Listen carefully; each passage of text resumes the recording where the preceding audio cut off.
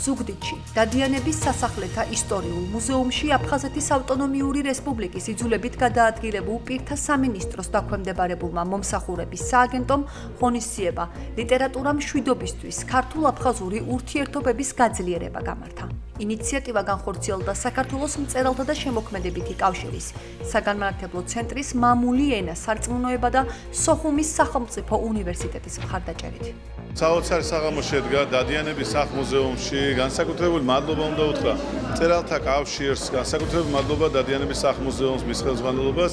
საოცარი საღამოსთვის ხაზი უნდა გაუსვათ, ეს არის ლექსები აფხაზეთზე, რომელიც მასაძლებელი იქნება ჩვენი მომავალი თაობისთვის და მე მადლობას ვუხდი ყველა მონაწილეს, განსაკუთრებით ორგანიზატორებს. კულტურა, ხელოვნება ეს არის ყველაზე მთავარი შესაძლებლობა და ხიდი მშვიდობის მშენებლობის. აქ არის გამოხატული პოეზიაში ჩვენი პოეტების მხრიდან სიყვარული ჩვენი აფხაზეთის და იმ ადამიანების მიმართ, რომლებიც ცხოვრობენ აფხაზეთში. მეოთხე წელიწადია უკვე ტარდება ეს ღონისძიება, რომელსაც ქვია ქართულ-აფხაზური მშვიდობის გზა, ქართულ-აფხაზური სახლი აბაყა, ასე დავიწყეთ ეს ღონისძიება. პირველ წელიწადს და შეძახილი ჩვენს აფხაზ კოლეგებს.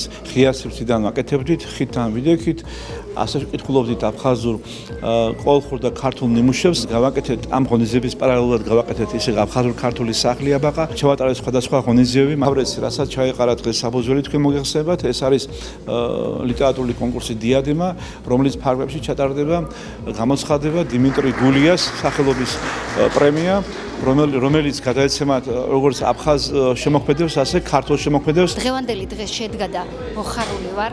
ბატონი დათოს ინიციატივა იყო ეს ბატონი დავითის ლიტერატურა, მხოლოდ ლექსი და პოეზია, პროზა არ არის, არამედ ის არის ხიდი, რომელიც ქართველებსა და აფხაზებს ერთმანეთს აახლოვებს.